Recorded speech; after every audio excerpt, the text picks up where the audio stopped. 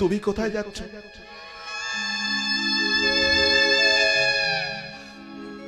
এই পিঠে করে বয়ে আনা টাকাগুলো তো সব তোমার, তুমি নেবে না? আমি জানি তুমি আমাকে এ কথা বলবে। তোমার জন্য তো আমাকে মিথ্যা অভিনয় করতে যেতে হয়েছিল গো। সেই মিথ্যা অভিনয়ের পারিশ্রমিক তুমি নেবে না গোলা? তাহলে দাও দাও দাও, তোমার পেট থেকে ঝরে পড়া রক্তগুলো তুমি আমাকে দাও, আমি আমার গায়ে মেখে নি। না না গোলাপ, না।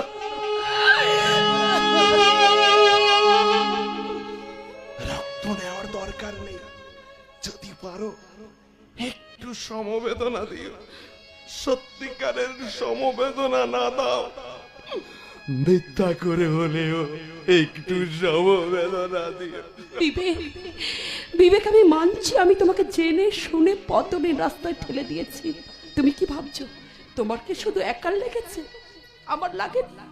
মার খেয়ে তোমার যত না চোখের জল ঝরছে, তার চেয়ে দেখুন জল ঝরছে আমার বিবেক, আমার। কিন্তু এরকম অমানুষের মতো তোমাকে মারলো কে?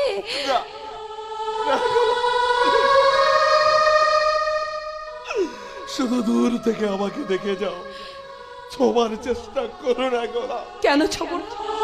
আমি তো তোমার স্ত্রী, তোমার দেহের উপর আমার সম্পূর্ণ অধিকার আছে। তাহলে আমি কেন ছুঁতে পারবো না?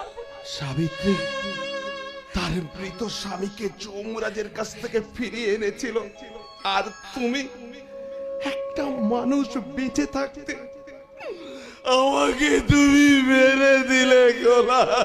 চুপ করো বিবেক, চুপ করো।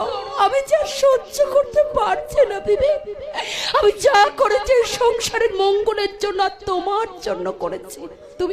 তুমি আমাকে যা সাজা দেবে আমি মাথা পেতে নেব, কিন্তু তোমার কাছে আমার একটাই অনুরোধ গো, তোমার সেবা করা থেকে তুমি আমাকে বঞ্চিত করো না বিবেক।